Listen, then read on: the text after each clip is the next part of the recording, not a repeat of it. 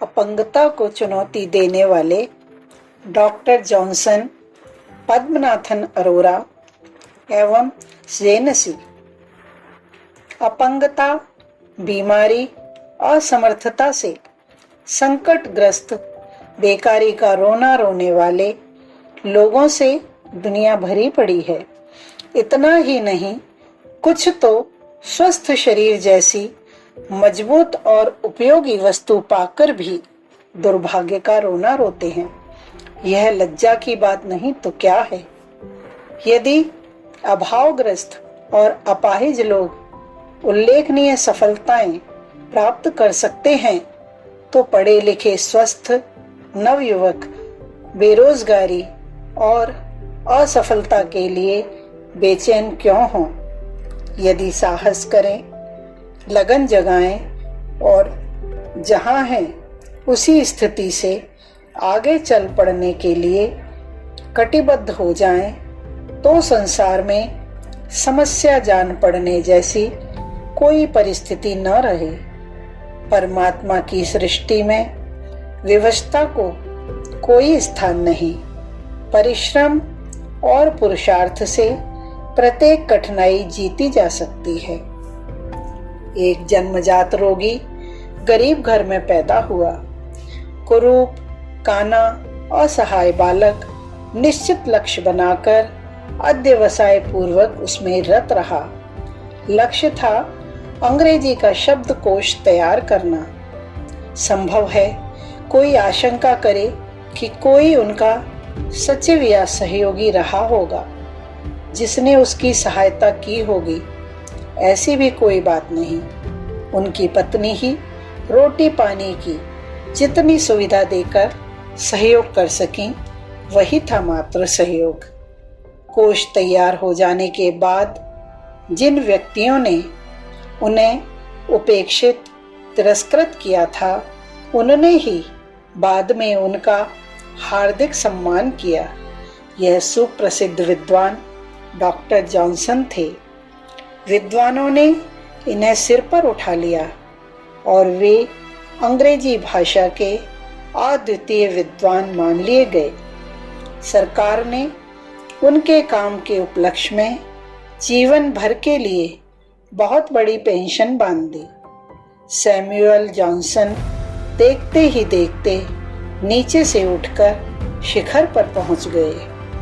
कोई सामान्य व्यक्ति यदि उन परिस्थितियों में रहता तो भाग्य या देव का रोना रोते हुए समाज पर भार बनकर रहने के सिवाय कुछ ना कर पाता।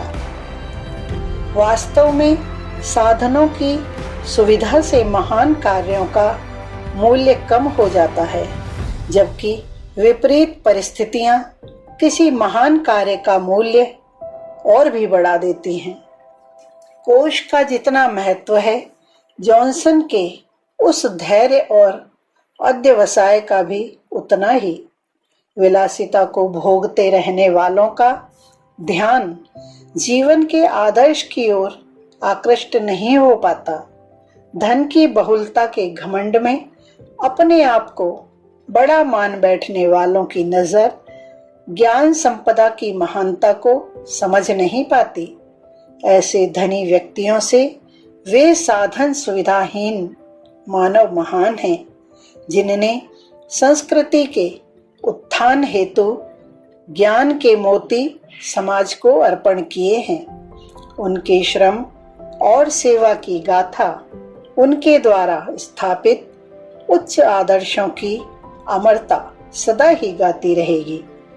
लाहौर के पद्मराज अरोरा के जन्म से ही हाथों की उंगलियां नहीं थीं। इस अपंग हस्तपुत्र को देखकर अभिभावकों को बड़ी वेदना हुई और उन्होंने लड़के को परिवार पर बोझ समझ लिया। उसके लिए वे सदा चिंतित रहते थे, किंतु इस बाधित पुत्र ने अभिभावकों को अधिक दिनों तक चिंताग्रस्त नहीं रहने दिया। उसने वह करके दिखला दिया जो प्रायः पूर्ण स्वस्थ एवं शुभांगी भी नहीं कर सकते।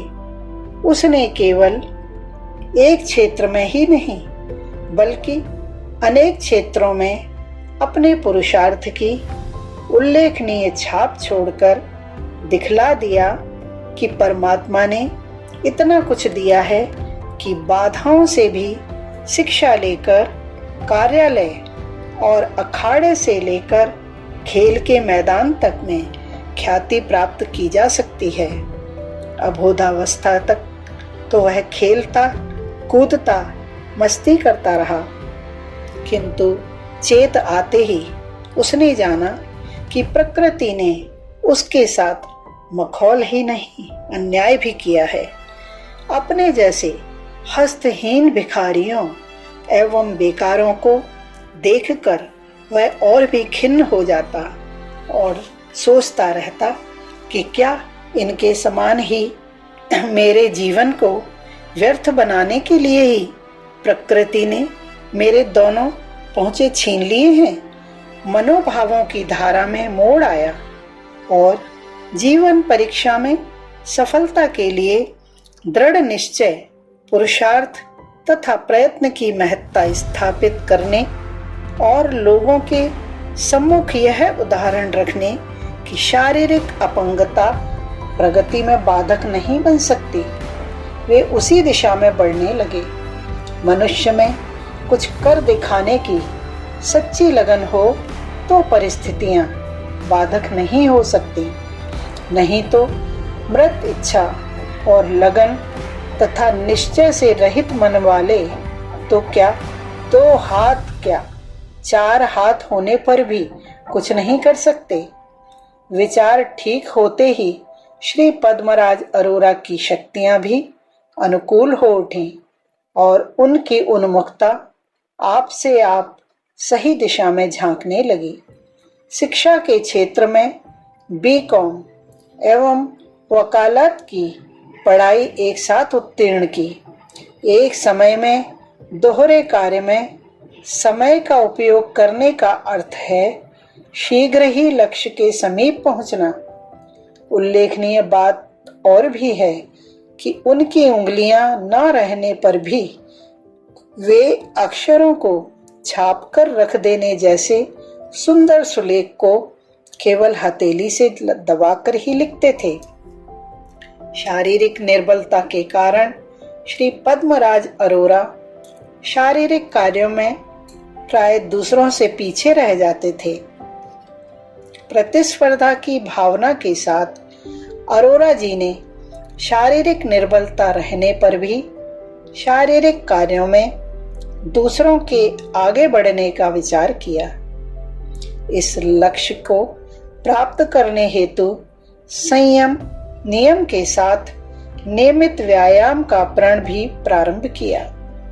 प्रगति का अभिलाषी उद्योगी पुरुष जिस क्षेत्र में भी पदार्पण करता है अपना स्थान बना ही लेता है।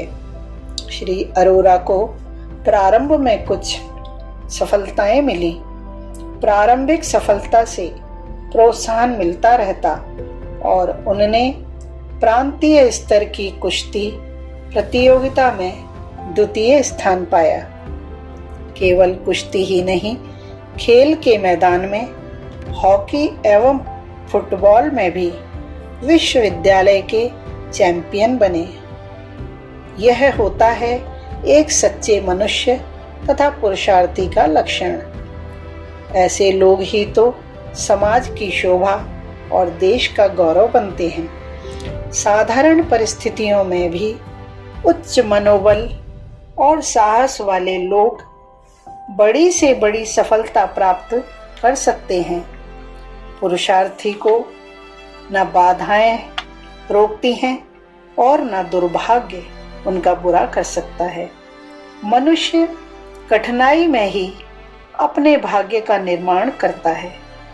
मनुष्य का साहस न छूटे और आशा न टूटे तो संसार इतना बड़ा है कि खोजने पर उसमें कठिनाइयों के निवारण के योग्य उपाय कहीं न कहीं से उपलब्ध हो ही जाते हैं। अनेकों उत्कृष्ट सफलताएं ऐसे ही साहसी और उद्यमी मनोबल वाले व्यक्तियों ने पाई है।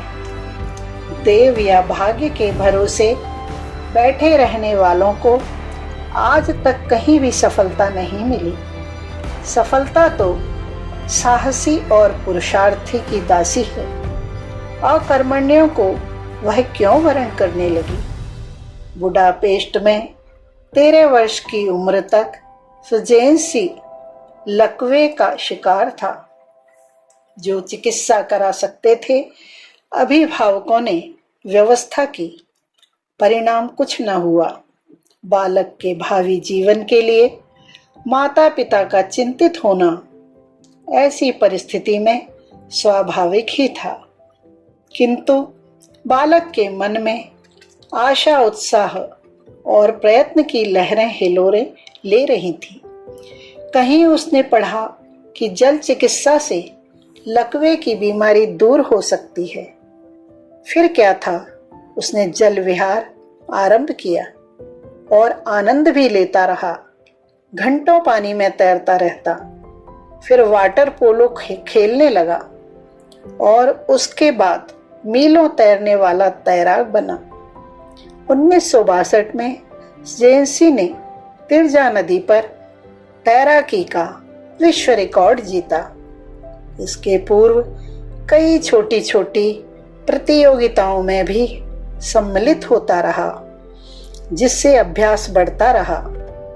41 घंटे 40 मिनट में 230 किलोमीटर की दूरी तैरकर लोगों को आश्चर्यचकित कर तैराकी में आदर सम्मान का पात्र बना। सफलता उसने अचानक ही नहीं, निरंतर अभ्यास से प्राप्त की थी। पिछले अभ्यासों में जब भी उच्च सफलता मिली, उनसे अहंकार में नहीं डूबा, क्योंकि वह जानता था कि स्वल्प सफलता में डूब जाना अपनी सफलता का मार्ग अवरुद्ध करना है। साथ ही हर सफलता ने उसे नया उत्साह और नई प्रेरणा भी दी। मनोबल के धनी भाग 2। लेखक पंडित श्री राम शर्मा आचार्य जी। विचार क्रांति दूत YouTube चैनल को सब्सक्राइब करें एवं अगली वीडियोस प्राप्त करने के लिए बेल आइकन दबाएं। धन्यवाद।